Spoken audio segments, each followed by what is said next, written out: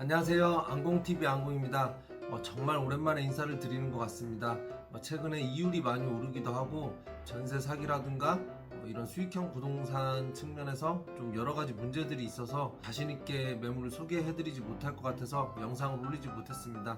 오늘 매물은 서대전 내거리 역 근처에 위치해 있고 임대 수요가 확실하게 잘 짜여진 곳이기 때문에 공실률도 확연히 적은 편이고 다른 물건들에 비해서 경쟁력이 있는 매물입니다. 파란색 타원으로 표시된 부분이 지하철역이에요. 이게 중앙로역부터 서대전 내거리역, 오령역 이렇게 해서 시청 법원 쪽을 지나서 유성구 쪽으로 넘어가게 됩니다. 오늘 물건의 위치는 서대전 내거리역 근처입니다. 서대전 내거리역까지 도보로 약 한 2-3분 정도밖에 안 걸리는 위치예요. 이 서대전 내거리역 주변이 왜 좋냐면은 대전에 사시는 분들은 잘 아실 거예요. 구도심, 대흥동, 은행동 쪽으로도 거리가 가까운 편이고요. 시청 법원 쪽, 둔상권까지도 거리가 좀 가까운 편입니다. 이제 대전 어느 지역을 가더라도 접근성이 좋은 곳이라고 할 수 있습니다. 좀 더 확대한 지도입니다. 여기 서대전 내거리역이 있고요. 이 서대전 내거리역 근처를 보면은 여기 서대전 시민공원이 있고요. 여기 세일백화점하고 홈플러스 이제 얼마 안 있으면 철거를 하고 주상복합이 들어온다고 하는데 어쨌든 현재까지는 있습니다. 나머지 집 주변들이 보면은 다 아파트예요. 센트럴파크가 있고 여기 문화마을이 있습니다. 일반 주거지역이면서 이런 다가구 주택이나 다중주택을 신축할 수 있는 부지가 이 동네에 요 부분밖에 없습니다. 물론 이 건너편에 대사동도 있겠지만 아무래도 이쪽 세일백화점과 홈플러스가 가깝고 그리고 충대병원과도 바로 건너편에 있는 이 지역이 임대사업을 하는 데 있어서 더 경쟁력이 있습니다. 실제로 보면 여기 몇 필지가 안 돼요. 신축 아파트 앞에 상가주택 부지들이 있잖아요. 그런 동네처럼 좀 상당히 깔끔한 편입니다. 임대 수요를 좀 끌어들일 만한 것들이 어떤 것들이 있냐면 이 바로 앞에 충대병원이 있죠. 이 서대전 내거리역 주변에서는 가장 큰 임대 수요를 끌어들일 수 있는 곳입니다. 그리고 그 주변으로 성모병원이 있고요. 시민공원 맞은편 쪽으로는 오르동 먹자골목이 있습니다. 대전의 둔산동 상권, 복명동 상권, 그리고 대흥동 상권보다는 좀 작은 규모지만 그래도 상당히 인지도가 있는 상권입니다. 이런 상권 형성이 잘 되어 있어서 이런 것들도 임대 수요를 좀 끌어들일 수 있다 이렇게 판단할 수 있습니다. 자, 그럼 도면을 보면서 이 건물이 어떻게 지어질지 한번 살펴보겠습니다. 대지 평수가 79평 정도 됩니다. 그리고 2종 일반 주거지역 건폐율 60% 그리고 용적률이 200%죠. 그리고 규모는 지상 5층 건물입니다. 처음에는 4층으로 설계를 했다가 수익률 면에서 4층보다는 5층이 더 유리할 것 같아서 5층으로 이렇게 바꿨고요. 건폐율은 60% 상한에 59.93%, 용적률은 199.79%로 이 해당 토지의 효율을 다 찾아먹었다 이렇게 좀 보시면 됩니다. 주차장은 4대가 들어가고요. 1층은 이제 사무실이 들어갑니다. 이제 상가를 놓을 수 있는 자리고요. 2, 3, 4층이 다중주택이 들어갑니다. 그리고 마지막 5층은 또 이제 근생으로 들어가는 거예요. 다중주택 같은 경우에는 주택으로 쓰이는 층수가 3계층 이상이 되면 안 됩니다. 여기가 이제 1층 도면인데요. 근린생활시설이 이렇게 들어가 있죠. 이 부분이 이제 상가 부분인데 면적은 24평 정도가 됩니다. 24평 정도로 이렇게 전면을 넓게 만든 이유가 뭐냐면 혹시라도 좀 작은 규모의 점포를 찾는 분들을 위해서 이런 식으로 이제 반으로 쪼개는 거죠. 반으로 나눠서 임대를 놓을 수 있게끔 이렇게 전면을 넓게 상가를 뺐습니다. 주차장은 이렇게 뒤쪽으로 4대가 들어가는 거예요. 이쪽이 도로인데 이 매물의 좀 특징을 보면은 도로가 앞뒤로 접해 있습니다. 이 앞쪽은 8m 도로고요.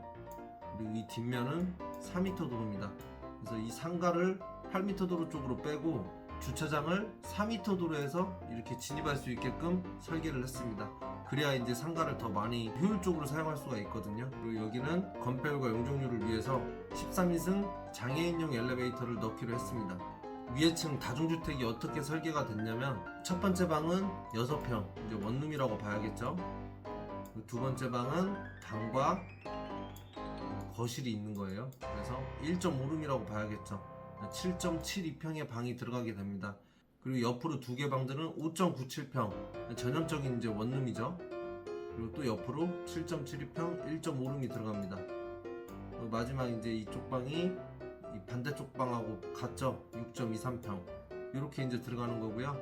그리고 계단실 옆으로 해서 여기 이제 빈 공간이 있잖아요. 여기에 보일러실이 들어가게 됩니다. 4층은 1조건의 영향을 조금 받기 때문에 방 개수가 한 칸 줄어듭니다. 그래서 4층의 방 개수는 5개고요. 평형대도 조금씩 줄어들었습니다. 아까 2, 3층 같은 경우에는 6개가 나오면서도 이런 7.7평 정도의 1.5룸이 나왔는데 여기 5층 같은 경우에는 1.5룸은 나올 수가 없고요. 6.23평짜리 그리고 5.76짜리 2개 그 다음에 6평이 조금 넘는 평수들 이렇게 들어가게 됩니다. 1조건 때문에 줄어든 부분을 활용해서 이런 테라스 공간이 나오게 됩니다. 이렇게 테라스가 나오는 공간을 활용해서 여기를 막고 또 이쪽 부분을 막고 이렇게 막아주면은 이 방에서 테라스를 쓸 수 있고 또 이 방에서도 테라스를 따로 쓸 수가 있고요. 지금 이 부분은 약간 사선지게 이렇게 되어 있는데 이쪽 부분은 나중에 본 설계를 할 때 좀 변경을 해서 좀 깔끔한 형태로 가다듬어야 될 것 같아요. 5층은 4층보다 이제 1조건을 더 많이 받겠죠. 그래서 테라스가 여기도 이렇게 넓게 나옵니다. 이 테라스가 나오면은 이쪽 방에서 이 부분을 쓰고 여기 이제 반으로 막아야겠죠. 여기도 이 방에서도 이쪽 테라스를 활용할 수 있게끔 이렇게 설계를 했습니다.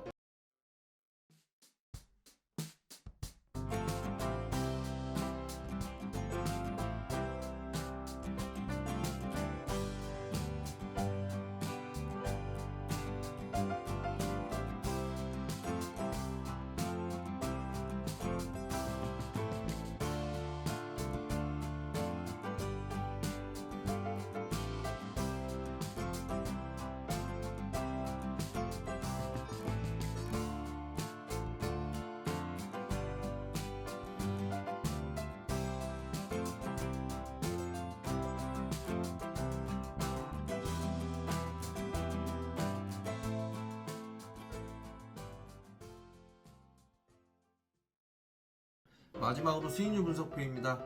대지는 79평 정도 되고요.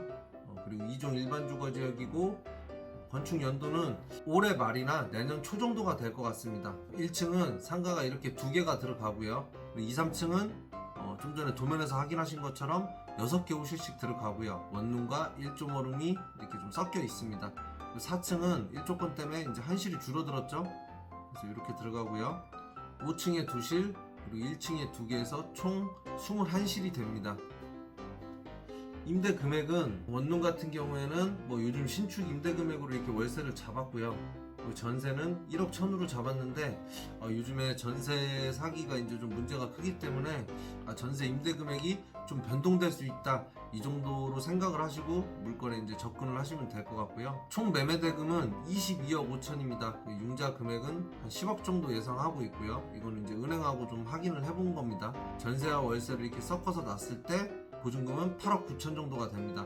월세는 835만 원이고 요즘 가장 문제가 되는 이제 이율이죠. 10억에 대한 이율로 6.7% 정도 잡았습니다. 570 정도 되고요. 월세에서 이자를 뺀 순월세는 265만 원 정도 됩니다. 지금 총 매매 금액에서 융자와 보증금을 공제한 실투자 금액은 3억 6천입니다.